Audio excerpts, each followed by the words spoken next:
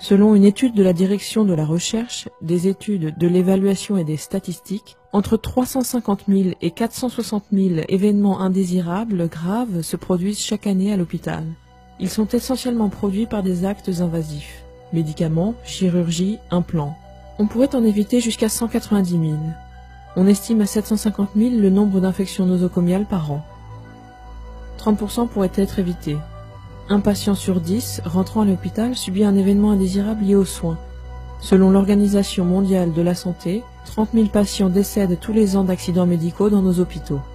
La Fédération hospitalière de France estime qu'il y aurait entre 200 000 et 400 000 opérations chirurgicales inutiles en France tous les ans. 144 000 patients sont hospitalisés inutilement chaque année en raison des médicaments prescrits, selon l'Agence française de sécurité sanitaire des produits de santé. Les médicaments prescrits sur ordonnance tuent plus que les accidents de la route, la pneumonie ou le diabète. La plupart des effets secondaires sont pris pour de nouvelles maladies ou de nouveaux symptômes, aboutissant à l'administration de soins et de médicaments supplémentaires, ce qui augmente encore le risque de décès. Le coût des effets secondaires représente 79 milliards d'euros au sein de l'Union européenne. Il tue près de 200 000 Européens tous les ans. S'il y a autant de réactions négatives aux médicaments en France et en Europe, c'est en raison du nombre de médicaments consommés et prescrits. De nombreux patients se voient prescrire une foule de médicaments aux dosages variés et aux effets contradictoires qui peuvent interagir et provoquer des réactions bien plus graves lorsqu'ils sont combinés. Nous avons atteint le point de saturation pour la prescription des médicaments.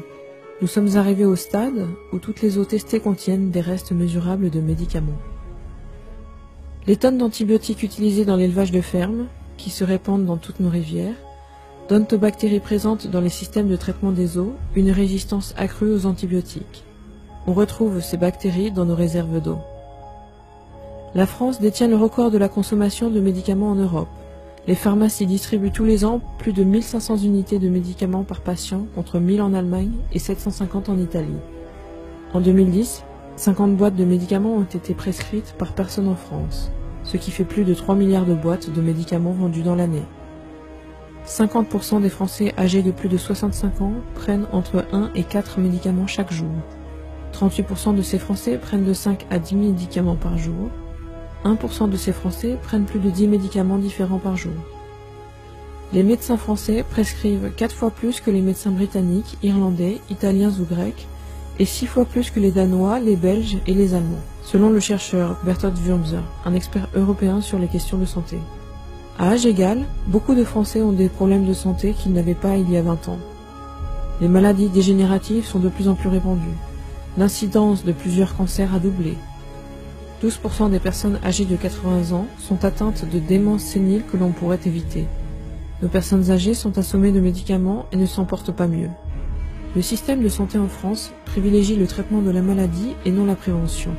Si l'on en juge par les seules dépenses de santé, la France devrait être le pays où l'on vit le plus longtemps en bonne santé. Mais ce n'est pas le cas. Le pire, c'est que nous savons pourquoi. Le système de santé ne traite que les maladies. Cette politique est liée aux stratégies de marketing ultra sophistiquées des grands laboratoires pharmaceutiques. La fraude, autant chez les patients que les prescripteurs, et par l'industrie pharmaceutique elle-même. Les prescriptions systématiques et erronées. Les procédures médicales et les hospitalisations inutiles. La médecine moderne ne s'occupe plus de la santé. C'est une industrie mercantile de la maladie qui ne peut survivre que si des millions de personnes deviennent malades et le reste.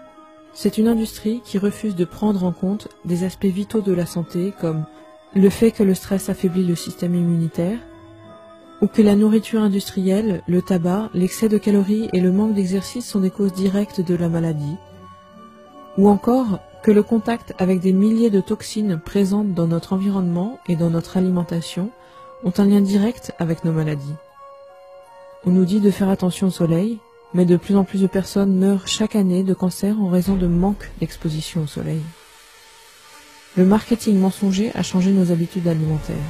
Les consommateurs se sont massivement tournés vers les produits alimentaires industriels ou mauvais pour la santé. Tant que nous ne changerons pas l'orientation de notre système de santé, rien ne changera. Nous devons mener une vie plus saine, faire plus d'exercice et adopter des régimes alimentaires adaptés à nos systèmes immunitaires.